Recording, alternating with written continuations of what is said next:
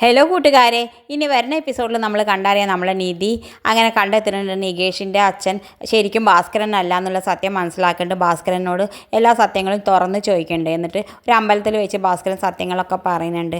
അവൻ ഇങ്ങനെ ലോറി ഓടിച്ച് പോണ സമയത്ത് ഒരു ഹോട്ടലിൽ ഇപ്പോൾ സ്ഥിരമായി കഴിക്കുന്ന ഒരു ഭാര്യയും ഭർത്താവിനും കൂടി ഇവന് സ്ഥിരമായിട്ട് ഭക്ഷണം കൊടുത്തുകൊണ്ടിരുന്നിരുന്നു. ആ സമയത്ത് അവിടെ അവർക്കൊരു കുട്ടി ഉണ്ടായിരുന്നു.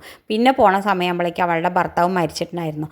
ആ സമയത്ത് ആരും ഇല്ലാത്തതുകൊണ്ട് അവളെ ഭീഷണിപ്പെടുത്തിയിട്ട് ഭാസ്കരനെ കല്യാണം കഴിക്കാൻ പറഞ്ഞു എന്നൊക്കെയാണ് ഭാസ്കരൻ പറയണത്. അപ്പോൾ ഭാസ്കരനെ എന്തായാലും കല്യാണം കഴിക്കാൻ അവൾക്ക് ഇഷ്ടമില്ലാത്തതുകൊണ്ട് ഭാസ്കരനോട് പറഞ്ഞു അവൾ എവിടെയെങ്കിലും എൻ്റെ മോനൊന്ന് കൊണ്ടുപോയി ഇറക്കി വിട്ടാൽ മതി എന്ന് പറഞ്ഞിട്ട് അങ്ങനെ അവൻ്റെ ലോറിയിൽ കയറിപ്പോന്നു. എന്തായാലും ഭാസ്കരൻ നേരിട്ട് കൊണ്ടുവന്നത് ഭാസ്കരൻ്റെ വീട്ടിലാണ്. അപ്പോൾ ആൾക്കാരൊക്കെ തെറ്റിദ്ധരിച്ചത് ഭാസ്കരൻ്റെ കുട്ടിയാണെന്ന് നികേഷ് എന്നൊക്കെ വിചാരിച്ച് തെറ്റിദ്ധരിച്ചു. കുറച്ച് രണ്ടാഴ്ച കഴിഞ്ഞപ്പോഴേക്കും ഈ കുട്ടിയെ ഉപേക്ഷിച്ചിട്ട് അവൾ വീണ്ടും അയാളുടെ ഒപ്പം പോയി.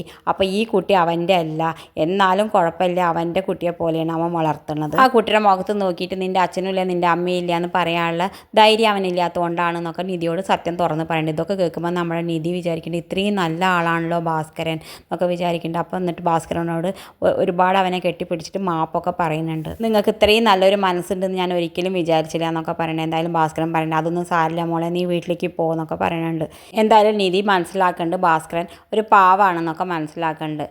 ഇനി നിങ്ങൾക്ക് ഇതുപോലുള്ള കൂടുതൽ കഥാവിശേഷങ്ങൾക്ക് നിങ്ങളുടെ മുന്നിൽ എളുപ്പത്തിൽ എത്താൻ ഈ ചാനലൊന്ന് സബ്സ്ക്രൈബ് ചെയ്യാൻ മറക്കരുതേ.